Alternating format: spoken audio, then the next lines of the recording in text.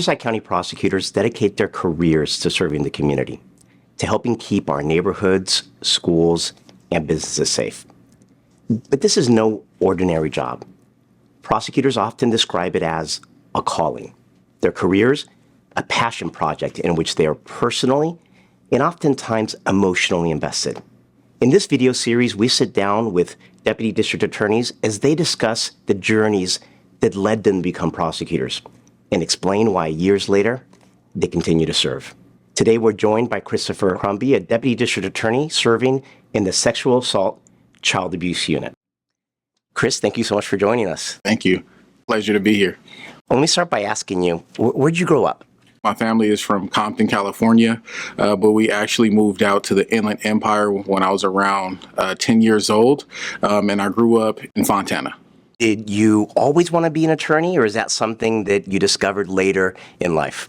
I did not. Originally, I thought I was going to be a dentist. I had braces when I was in high school, and so I thought, hey, I'm into my teeth. So initially, I thought I was going to be a dentist, but it was actually something that happened to my family that ultimately led me down the path to go into law and ultimately become a prosecutor. Tell us about that. When I was 16 years old, I had a family member who was accused of 3 counts of attempted murder. Essentially, they were looking at a life sentence.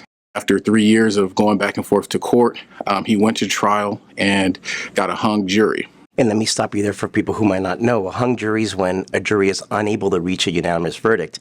And so essentially, a criminal trial gets a redo. Everything starts all over again. So getting ready to go back to a second trial, somebody who I work with in this county now, Virginia Blumenthal, was ultimately chosen to replace that defense attorney and get ready for the next trial. Once she came on, it was almost night and day difference. And within 6 months, the case ultimately resolved. And this family member was, after 4 years, walking out of jail. And so what was it about that experience that led you to think, well, maybe criminal law is something I want to do?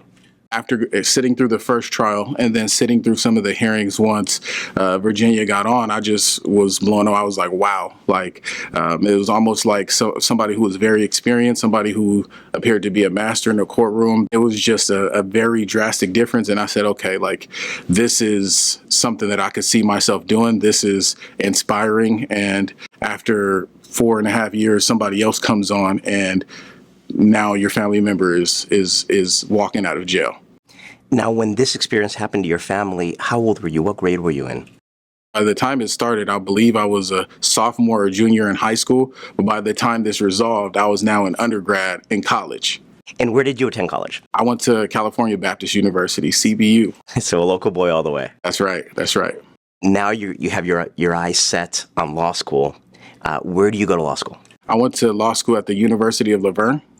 And so at that point, I'm going on a limb here, and I'm guessing that you're thinking to yourself, I want to be a little bit like Virginia Blumenthal. I want to be a criminal defense attorney. All right? That's absolutely 100% correct. I went into law school saying, I want to be the best defense attorney there ever was. And what was it that you hoped to accomplish as a defense attorney if that's the career you chose? I wanted to help people, to give a voice to people who didn't have a voice themselves. I wanted to be that pillar of hope, that beacon that when people turned to, that they knew they were going to get the best possible outcome. To speak for people who don't have a voice. Exactly.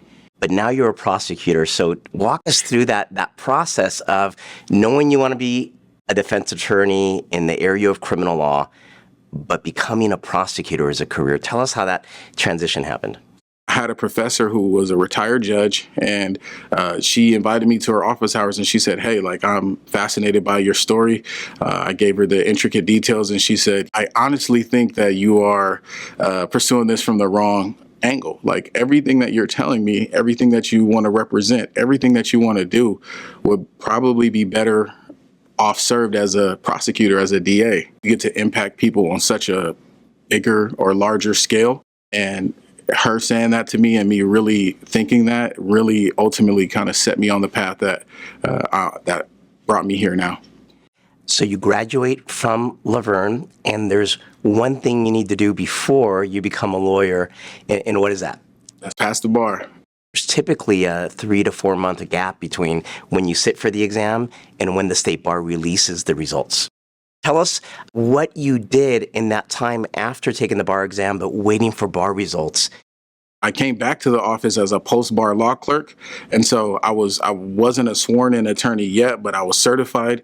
I could do anything an attorney could do as long as I was being supervised by a licensed attorney. And then the bar results came out. And then the bar results came out. And you received some good news. I received great news. I don't want to take us too far off topic, but I want to ask you, tell me how that felt when you get on the computer and you see the results. Chris Crumby passed the bar exam. It was a very deep, rewarding experience, not just for myself, but just to be able to say to my family, like, we did it. Like, we did it. Because it was my family, my wife, and my children who ultimately sacrificed so that I could study and so that I could pursue my dream. Looking back on what you wanted to do as a defense attorney, what your hopes were as a prosecutor, how's it been? Has it been what you expected it to be? Have you been able to make the sort of difference that you were hoping to make when you chose this career? There was one specific case where a very good mentor of mine, a role model here in this office who now went to the bench, I was able to co-chair a trial with him where it was allegations of sexual abuse, and to be able to bring that victim in, we did a meet and greet, and I was able to make a connection with her to really get her to be comfortable, to be able to let that guard down, to be vulnerable with us, to be able to trust us, and ultimately get a guilty verdict, and being able to make that phone call to her because she had since now moved to Texas. So be able to get on that Zoom, that FaceTime, to see her face and to deliver that news and to let her know that we got him. And you don't ever have to worry about that again. You can close that chapter in your life. That was the most rewarding experience that I think any person or attorney could feel. When I wanted to be a defense attorney, you're kind of told in the media and different experiences, like, it's the big bad government, those bad cops, they're against us, right? And so coming here and experiencing that and learning that that's actually not the case, and that the sole purpose that everybody's here is to seek justice and to help people, it validated everything that my professor and I talked about. It validated this entire journey for me.